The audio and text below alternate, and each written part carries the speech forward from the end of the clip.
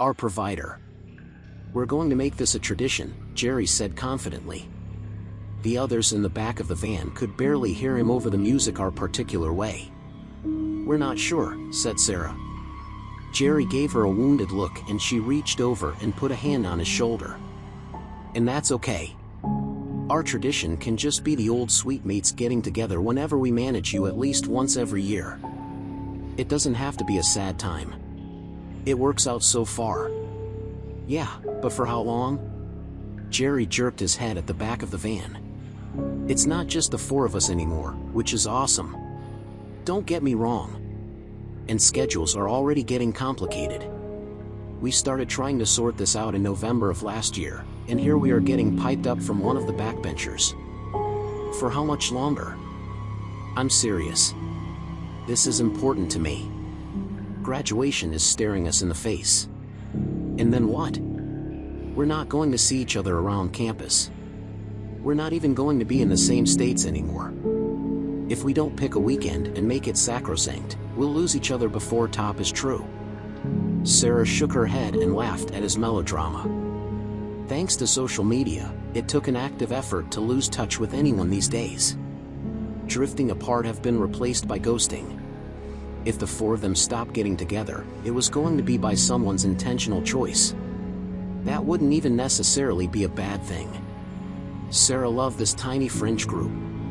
Of course, there was a reason that they stayed so close all through college. But it might be good for some of them to branch out a little further by some of them. She really meant Jerry specifically. Devin and Morgan were both doing fine, as evidenced by their partners Matt and Adam, who they brought along for the weekend. They turned into sports clubs, frats, the standard college experience. Sarah herself had a thriving friend group assembled from her various writing classes. She's not the for Tom, but she didn't live the for top. Jerry, on the other hand, only seemed to have him. He didn't go out on the weekends unless they brought him along. He didn't join the gaming club. He didn't try out for theater productions. Sarah knew he was interested in these things, but he was unwilling to do the work to get involved. He found his friend group, and he was done. Honestly, she wasn't sure that they would be doing Jerry any favors by promising to get together regularly once college ended. Only hanging out with them was fine for college, where they saw each other several times a week, even though they had all been in the same dorm since freshman year. The campus only had a few thousand people, and it was pretty simple to meet up.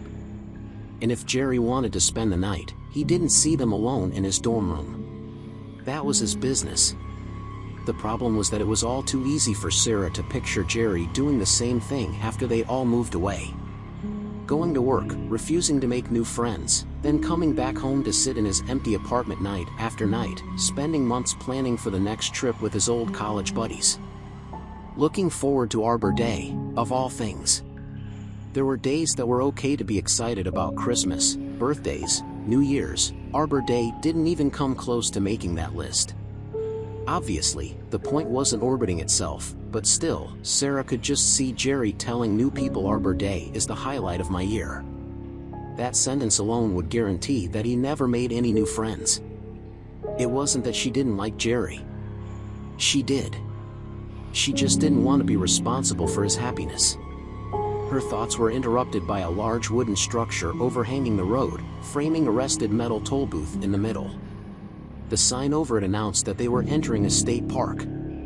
The toll booth was plastered with too many signs to easily read, but they all seemed to be rules and regulations for the park. Jerry slowed to a stop and rolled down his window. A park ranger who looked about as old and poorly maintained as the toll booth itself squinted back at him from inside. He gave a fan a disapproving glare. "Hi. We're here for the campsites," said Jerry. "Granted," the ranger. There was an awkward pause. He didn't seem to have anything else to add. "So it's like $20 to give him," prompting Jerry. Dementia money finally stirred the man to life. He punched keys on an ancient cash register until the door popped open and the printer began spitting out a lengthy receipt. He accepted Jerry's bill with another grunt and handed him the ticket. "Put that on your dash.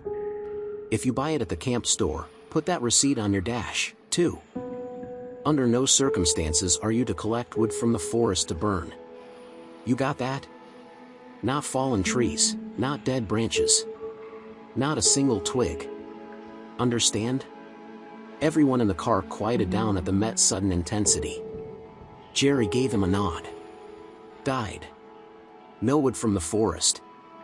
I'll be coming around and checking at night if I see you with a fire.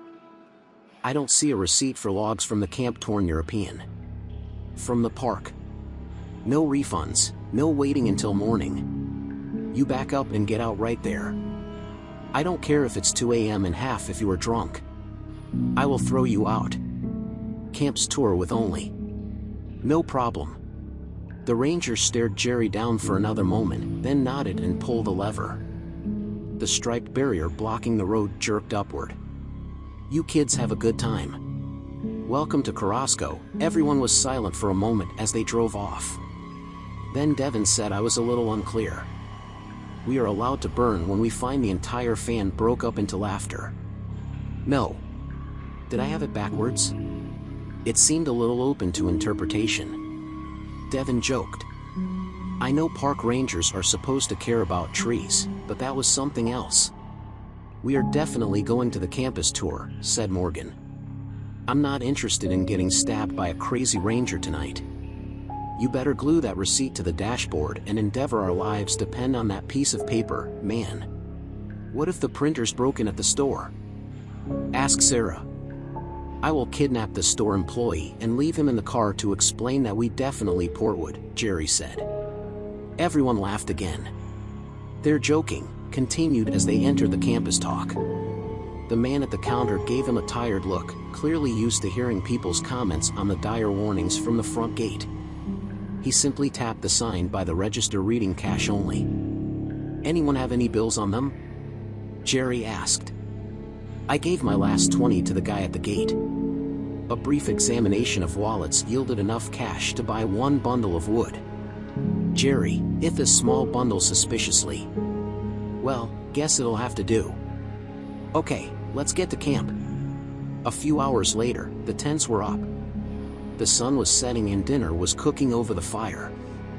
Beers had been handed around and everyone was lounging in chairs or on blankets, chatting and laughing. Jerry smiled as he let the sound wash over him. This was how life should always be. He knew that the others would be willing to let their group stop after college, but they thought that was just the way life went. He was willing to be the glue that kept them together. These were friendships worth keeping, and in a decade or so, they thank him for the work he put into maintaining their bonds. They had done too much together to let a small thing like geographical distance to separate them. Maybe Sarah was right about a specific week can be a bad idea. But frankly, Jerry thought getting together every Arbor Day to go to the woods was a fine idea. In any case, something to make sure they saw each other at least once a year was necessary. He had no problem with including Matt and Ethan kids. Once people started having them, as long as the core group all made it. They could bring anyone they liked. He would fight to the death to keep them together. I guess I know the answer to this. But where's the bathroom? Around here? Asked Morgan. Her boyfriend, Adam, gestured broadly at the woods surrounding them. Anywhere you like. Cross. Did anyone at least bring toilet paper? I did. Said that. Come on. I'll go with you. Yeah. Don't use any leaves. You find out there. Devin called after them. Those are the 4 sleeves. Touch them and die. The fire's looking good. Sarah said pointedly, turning away from Devin. Ignoring his jokes was the only way to get him to calm down sometimes. Are we going to burn through all of our with precision at this rate, though? No. I got some more. Said Devin, putting his way back into the conversation at the look Sarah gave him. He added what it was like, one arm full of fallen stuff. We bought this stupid wood like the guy wanted. He's never going to know if we supplement it a bit. I put it on first just in case he comes by to check the woodpile or something. All hell. Ever see his ashes in wood from the camp storm? The trees all around the camp rustled as if they'd all been shaken at once by a huge gust of wind. The fire never flickered, though. "Looks like the trees noticed," said Jerry. "Stop it, both of you. If he does come by and you're talking about the witch, you storm, we're going to get kicked out. Some curious while out here." A sudden cry came from the woods. Jerry stood up, looking around in the dark for the source. "Was that Morgan?" "Probably a fox," said Dad, and uncertainly, like Sarah just said, "some curious." "Well, that could have been from anywhere. We ought to go check on them just in case." "They're fine," said Adam. He weighted Jerry's chair. "You worry too much, man. The woods are full of weird noises." On cue, the trees rustling again. Jerry forced a laugh. "All right." He sat back down. "It's not like I can lead Devin to 10 deer anyway. Now, if we don't all want to eat charcoal." "Hey," Devin protested. "I'll have you know that I..." His words cut off and his hands flew to his throat.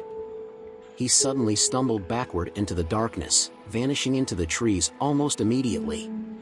"Devin, hey, Devin."